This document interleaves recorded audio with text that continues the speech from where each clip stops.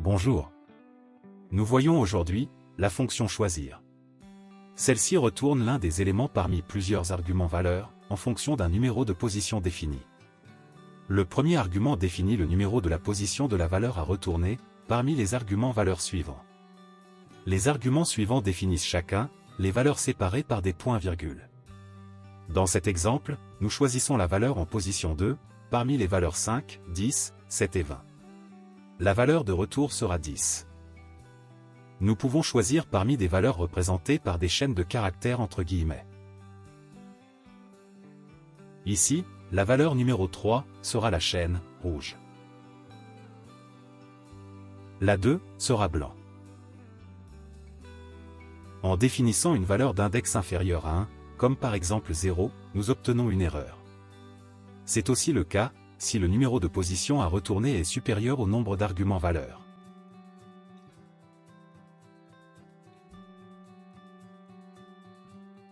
Les arguments valeurs peuvent faire référence à des cellules. En maintenant la touche CTRL, enfoncée, nous sélectionnons chacune des cellules représentant les valeurs.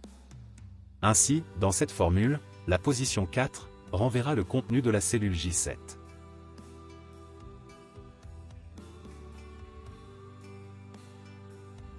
Si notre argument numéro d'index est une plage de cellules, comme dans notre cas la plage allant de A6 à A8, ce sont toutes les valeurs de la plage qui seront évaluées, et notre résultat sera une matrice de la même taille, contenant les valeurs choisies.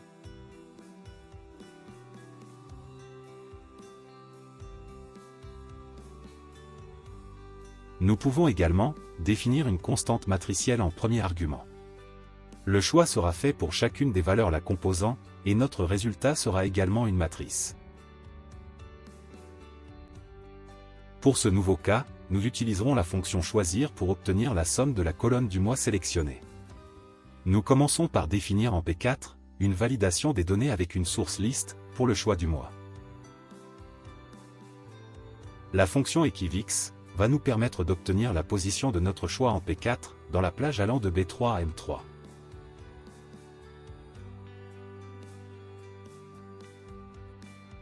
Après avoir sélectionné la plage de cellules allant de B3 à M10, nous définissons le nom du mois pour chacune des plages le concernant. Nous utilisons la fonction choisir, avec comme premier argument, la valeur renvoyée par notre fonction equivix en P5. Les arguments suivants seront les noms de chacun des mois.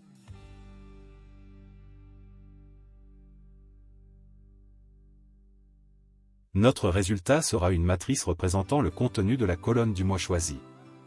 Nous imbriquons cette formule dans la fonction somme, pour obtenir le total de la colonne.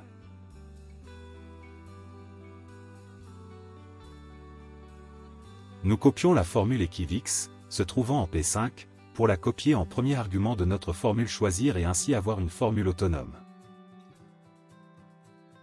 Pour continuer, nous ne gardons que la formule choisir.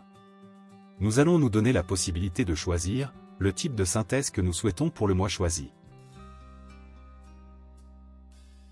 Pour cela, nous définissons une validation des données avec une source liste, permettant le choix parmi la somme, la moyenne, le max ou le minimum. Ensuite, nous définissons un nom, pour une constante matricielle, qui sera composée des mêmes éléments que notre validation des données en R4. Nous veillons à mettre en valeur absolue les références figurant dans la fonction choisir de la cellule P6. Nous copions cette formule. Et, par le gestionnaire de nom, nous lui affectons le nom, plage M. Comme précédemment, nous utilisons la fonction equivix pour déterminer la position de notre choix en R4 dans la constante nommée liste AG.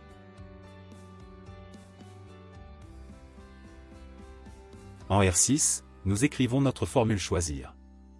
La valeur à retourner sera la position figurant en cellule R5. Les arguments valeurs suivants seront, en numéro 1, la fonction somme de plage M, en numéro 2, moyenne de plage M, en 3, max de plage M, et en 4, min de plage M.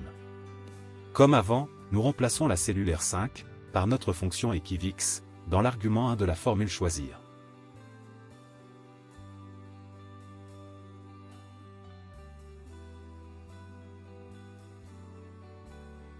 Nous pouvons maintenant choisir un mois, et un type de synthèse pour celui-ci. L'ensemble est dynamique. Ainsi s'achève cette présentation. Merci pour votre attention. À bientôt.